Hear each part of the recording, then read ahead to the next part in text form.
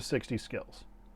Today's lecture is General Purpose Skills in Specialization. In many regards, the 60 Skills curriculum proper, or the Initiation into Hermetics text by Franz Barton, represent a basic training of skills in meditation and yogic practice. These are simply the things that you basically have to be able to do in order to explore or do all of the various things involved in meditative and yogic practice. Whether this is specialization in something that I like called Kabbalah, or out-of-body projection, spirit magic, evocation, internal alchemy, laboratory alchemy, etc., etc., etc. So, those 60 or so basic skills covered in the 60 Skills curriculum in Franz Barton's first book, again, those are the things everybody has to be able to do to be able to unlock or access all of these other things. Now, normally once somebody has built those skills out, one of two things happens. Either one, they've gotten the answer to the question they were looking for regarding enlightenment, and they stop practicing altogether. And I would say this probably makes up at least half to 80% of the people out there. They essentially got the answer to the question they didn't know they needed, and they're done. They go back to regular life with certainly quite a bit more perspective and an appreciation for what life means, and then they just go live their life and do whatever they do. The second group of people, however, usually choose to specialize in one thing or another. Now again, there are a lot of things you can specialize in, the most common of which is, quite frankly, spirit magic. It's interesting, you get to interact with a variety of intelligences, and you get access to information that you wouldn't otherwise have. Other people tend to apply this to their work life. For whatever reason, the skills they developed in the meditative process translate over fairly well to what they do on a day-to-day process. And this ends up not only enhancing what they do for a living, but informing their practice as well. And keep in mind, this isn't limited to conventional things like medicine or the martial arts.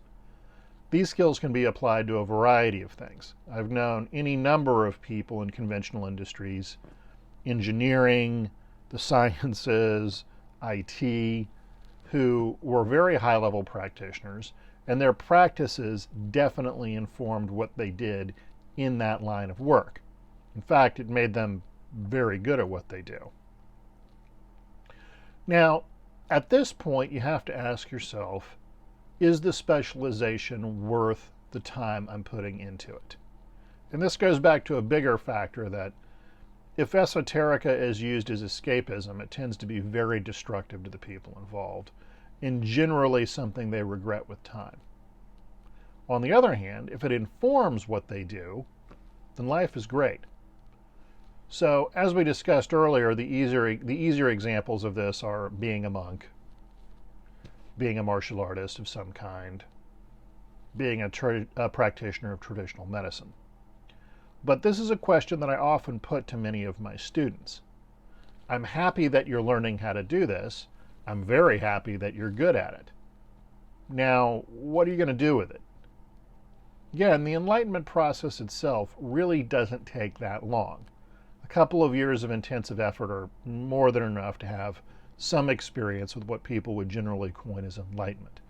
In the 60 Skills system, we refer to this as being absorbed in a non-dual light.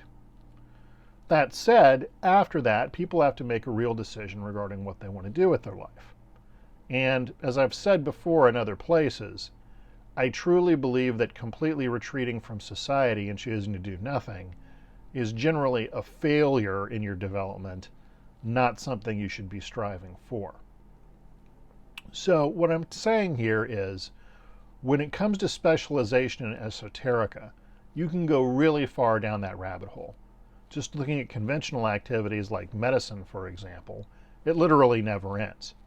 And also this is true with things like Kabbalah or spirit magic, or laboratory alchemy for that matter, or any number of other specializations.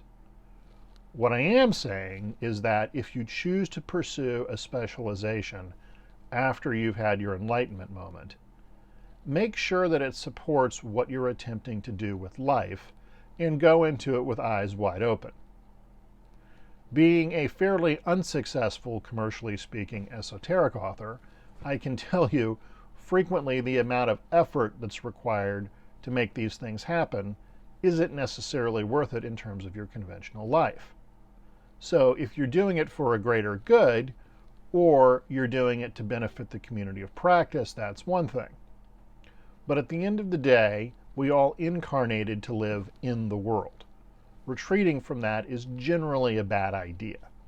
So what I would say is, once you've finished that initial skills development portion, and you decide that you want to keep on practicing, put some real thought into how you choose to apply that to your life so that it benefits you and the people around you the most.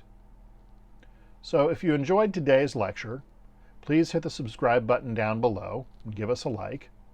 And if you would like to know more about the 60 Skills curriculum, check out the details section of the video down below.